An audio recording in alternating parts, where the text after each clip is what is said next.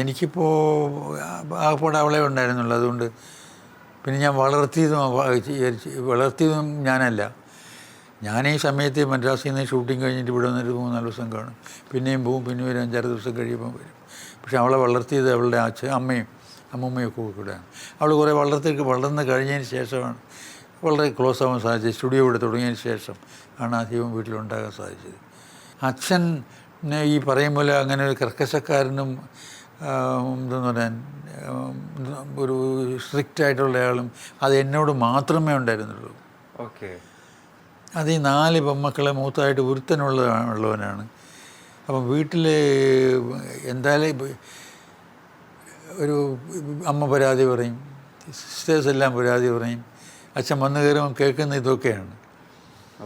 മനസ്സിലായി? അത് കാരണം ഇവന് നന്നായിക്കോട്ടെ എന്ന് വെച്ചിട്ട് കാണിച്ച മണ്ടത്തരമാണ്. മധുസാറിൻ്റെ ഒരു ചേഷ്ടകളും അല്ലെങ്കിൽ ഒരു രീതിയിലുള്ള മധുസാർ ടെംപ്ലേറ്റുമായി ഒരു ബന്ധവുമില്ലാത്ത 2 കഥാപാത്രങ്ങൾ, ഒന്ന് ഉമ്മാച്ചുവിലെ മായനും അതുപോലെ കുടുംബവിശേഷത്തിലെ രാഘവക്കുറുപ്പും ആണെന്നാണ് പൊതുവിൽ ഫിലിം ക്രിറ്റിക്സ് ഉൾപ്പെടെ പറയാറ്.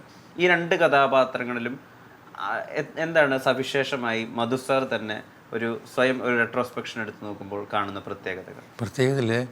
ഈ സാധാരണ നാം കാണുന്ന മനുഷ്യരെക്കാളും കുറേ കൂടെ കുറേ വൈരുദ്ധ്യങ്ങൾ നിറഞ്ഞ ജീവിതം നയിച്ചവരാണ് ഇവരെല്ലാം, ഇല്ലേ? അപ്പോൾ കഥ പറയുന്നത് ഫ്രം ദെയർ ബിഗിനിങ്, ആദ്യം തൊട്ട് അവസാനം വരെയുള്ള കഥ നമ്മൾ പറയുന്നുണ്ട്. അപ്പോൾ ചെറുപ്പത്തിലുള്ളത് കൊണ്ട് കുറച്ച് പ്രായമായത് വരെയുള്ള എല്ലാ മൂമെൻറ്റ്സും അവരുടെ ജീവിതത്തിൽ വരുന്നുണ്ട്. ഇതൊക്കെ അഭിനയിക്കണ്ടേ? അപ്പോൾ അതെല്ലാം ചെയ്യാനുള്ളൊരു ആനന്ദമുണ്ടല്ലോ. ഈ പാട്ടുകാരന് പാടുമ്പോൾ നമ്മൾ മാത്രമല്ല, പാട്ടുകാരന് സുഖിക്കുന്നുണ്ട്. വീണ വായിക്കുന്നവൻ വീണ വായിക്കുമ്പോൾ കേൾക്കുന്നവർ മാത്രമല്ല, വായിക്കുന്നവനും സുഖിക്കുന്നുണ്ട്. അതുപോലെ എന്നെ സംബന്ധിച്ചുള്ള അഭിനയിക്കുമ്പോൾ എനിക്കും അതുപോലൊരു സുഖമാണ്. പരീക്കുട്ടിയാണോ അതോ ഭാർഗവനിലയത്തിലെ എഴുത്തുകാരനാണോ ഏറ്റവും അധികം ഹൃദയത്തോട് ചേർന്ന് നിൽക്കുന്നത്? ഇല്ല, രണ്ടും 2 കഥാപാത്രങ്ങളല്ലേ. അത് ഹൃദയത്തോടല്ല, കൂടുതലും തലച്ചോറിനോടുമായിട്ടാണ് ചേർന്നിരിക്കുന്നത്. രണ്ടുപേരെയും അഥവാ രണ്ടും നന്നായിട്ടുണ്ടെങ്കിൽ ഈ 2 സ്ക്രിപ്റ്റും ഞാൻ വായിച്ചതാണ്. സിനിമേൻ്റെ കാര്യം പറയുകയാണെങ്കിൽ ഞാൻ ഹൈസ്കൂളിൽ പഠിക്കാൻ നേരത്തെ നോവൽ വായിച്ചിട്ട് ഇഷ്ടപ്പെട്ട് പല പ്രാവശ്യം ആ നോവൽ വായിക്കുകയും ആ പ്രായത്തിൽ ഈ പരീക്കുട്ടിയെ നമുക്ക് മനസ്സിൽ ഇഷ്ടപ്പെടുകയും ചെയ്തിട്ട് വളർന്നു വന്നപ്പോൾ അത് മനസ്സിൽ നിന്ന് പോയിരുന്നില്ല. അപ്പം പരീക്കുട്ടി ഇതിൽ അഭിനയിക്കാൻ പോകുന്നതിന് മുമ്പ് തന്നെ എൻ്റെ മനസ്സിലുണ്ടായിരുന്നു. മറ്റേ ഭാർഗവനിലയം ഒരു പുതിയൊരു സാധനം വന്ന് വീഴുന്നപ്പോൾ അതിനെ പഠിച്ചിട്ട് ചെയ്യാനുള്ളൊരു സുഖം. രണ്ട് വഴിക്കാണ്. ഒന്ന് നേരത്തെ തന്നെ പഠിച്ചു കഴിഞ്ഞൊരു കഥാപാത്രം, രണ്ടാമത്തത് പഠിച്ച് ചെയ്യേണ്ട ഒരു കഥാപാത്രം. ഇത് രണ്ടും ഒരു ആക്ടറെ സംബന്ധിച്ചിടത്തോളം സുഖമുള്ള കാര്യങ്ങളാണ്. അപ്പോൾ ഇത് 2 ചെയ്തപ്പോഴും എനിക്ക് ഓരോ ഷോട്ടിലും എനിക്ക് സുഖമായിരുന്നു. 4 എഴുത്തുകാരെ പറ്റി പറയാം. 4 എഴുത്തുകാരുമായി സാർ ക്ലോസ്ലി വർക്ക് ചെയ്തിട്ടുണ്ട്. എന്താണ് പെട്ടെന്ന് മനസ്സിലേക്ക് വരുന്നതെന്ന് പറയണം. MT, ഉറൂബ്.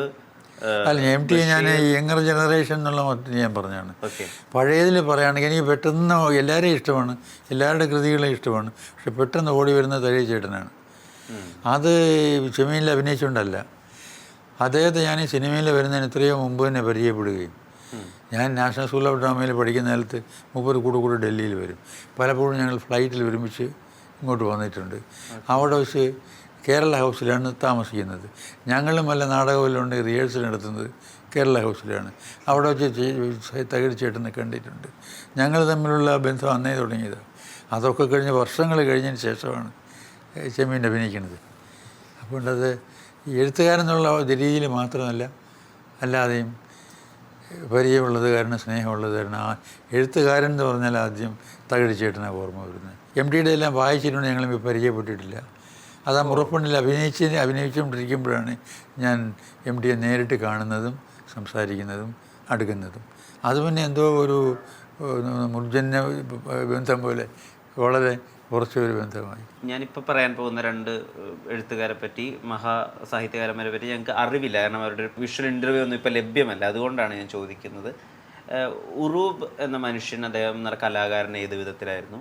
തകഴി ശിവശങ്കരപ്പിള്ള, അദ്ദേഹം ഏത് വിധത്തിലായിരുന്നു ഒരു കലാകാരൻ എന്ന നിലയിൽ, മനുഷ്യൻ എന്ന നിലയിൽ? ഒന്ന് വിശദീകരിക്കും. ഉറൂബിൻ്റെ കാര്യം ഓർക്കുമ്പോൾ ഇതിനെ അങ്ങനെ പ്രത്യേകിച്ച് അങ്ങനെ എക്സ്പ്ലെയിൻ ചെയ്ത് പറയാനൊക്കില്ല. ഉറൂബെന്ന് പറയാൻ നമുക്ക് തോന്നുന്ന ഒരു എന്താ പറയാൻ, ഒരു കാരണവരുടെ സ്ഥാനമായിരുന്നു. നമ്മൾ വലിയ ഗൗരവമുള്ള ഒരു ഇതുള്ള ഉള്ളൊരു കാര്യം. തകഴിച്ചേട്ടനെ കാണുമ്പോൾ നമുക്ക് വളരെ ഇഷ്ടമുള്ള ഒരു എന്താ പറയാൻ ഒരു അയൽക്കാരൻ, നമ്മളെ പ്രായത്തിനേക്കാളും പ്രായം കൂടുതലുണ്ടെങ്കിലും നമ്മെപ്പോലെ തന്നെ നമ്മൾ ഒത്ത് കളിച്ചു നടക്കാൻ തയ്യാറായിട്ടുള്ള ഒരു മനുഷ്യനായിട്ടുമാണ് മനസ്സിൽ കണ്ടിട്ടുള്ളത്. സിനിമയിലാണ് ഏറ്റവും അധികം വ്യാപൃതനായിട്ടുള്ളത്. പക്ഷേ ഏറ്റവും അധികം ഹൃദയത്തോട് ചേർത്തിരുന്ന രണ്ട് കാര്യങ്ങളൊന്ന് ഫുട്ബോളും ഒന്ന് നാടകവുമായിരുന്നു.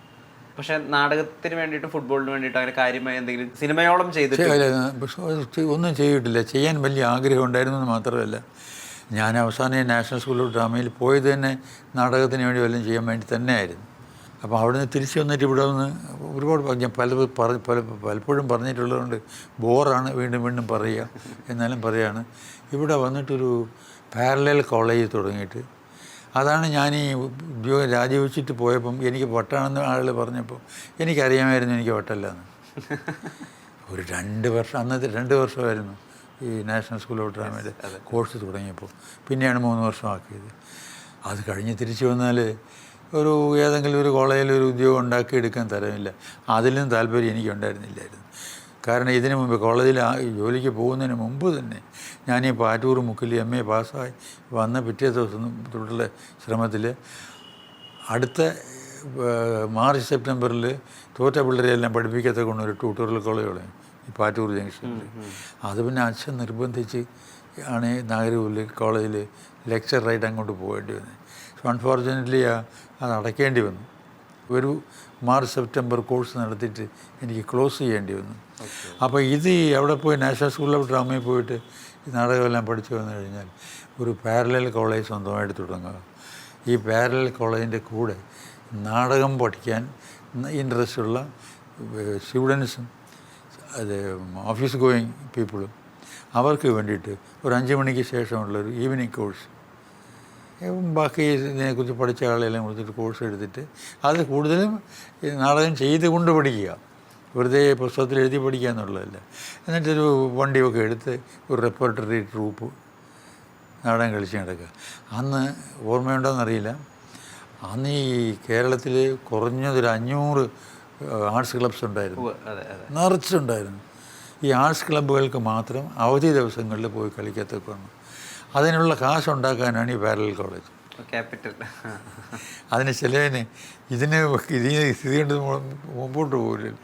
അങ്ങനെ അതൊക്കെ പ്ലാൻ ചെയ്തുകൊണ്ടിരിക്കാൻ നേരത്തെ എന്ത് പറയാൻ, ചെറുക്കി വീണതുപോലെ, കരയുന്ന ചെറുക്കി വെള്ളത്തിൽ വീണതുപോലെയാണ് ഞാൻ സിനിമയിൽ വീണത്. 2 പ്രധാനപ്പെട്ട മനുഷ്യർ അല്ലെങ്കിൽ വലിയ കലാകാരന്മാർ സാറിന് സമകാലീനരായിട്ട് കൂടി ഉണ്ടായിരുന്നു. സീനിയേഴ്സാണ് പറയുമ്പോൾ പ്രേം നസീർ, സത്യൻ മാഷ്. ഇവർ 2 പേരുമായിട്ടുള്ള ഇടപെടൽ അല്ലെങ്കിൽ ഇവർ 2 പേരെയും കലാകാരന്മാർ എന്നുള്ള രീതിയിൽ സാർ എങ്ങനെയാണ് മനസ്സിലാക്കിയിട്ടുള്ളതെന്ന് എനിക്കറിയാൻ ആഗ്രഹമുണ്ട്. ഇപ്പോൾ പ്രേം നസീറിൻ്റെ കാര്യം എടുത്താൽ അദ്ദേഹം വലിയ നടനാണെങ്കിൽ പോലും ഒരു ചട്ടക്കൂടിൽ അദ്ദേഹം എവിടെയോ പെട്ടുപോയതുപോലെ മനസ്സിലാക്കിയിട്ടുണ്ട്. നിത്യഹരിതത്തിൽ അദ്ദേഹം എവിടെയോ പെട്ടുപോയതുപോലെ തോന്നിയിട്ടുണ്ട്. ഇരുട്ടിൻ്റെ ആത്മാവ് പോലെ അതിഗംഭീരമായ പ്രകടനങ്ങൾ ആ മനുഷ്യനിൽ നിന്നുണ്ടാകുമ്പോൾ തന്നെയും ഒരു ടെംപ്ലേറ്റിൽ എവിടെയോ പെട്ടുപോയതുപോലെ.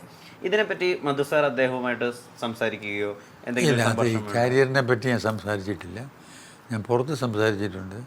പ്രേം നസീറിന് അഭിനയിക്കാൻ ഉള്ള കഴിവ് 10-700 സിനിമയിൽ അഭിനയിച്ചെങ്കിലും വേണ്ട രീതിയിൽ മലയാളം സിനിമ ഉപയോഗിച്ചിട്ടില്ല.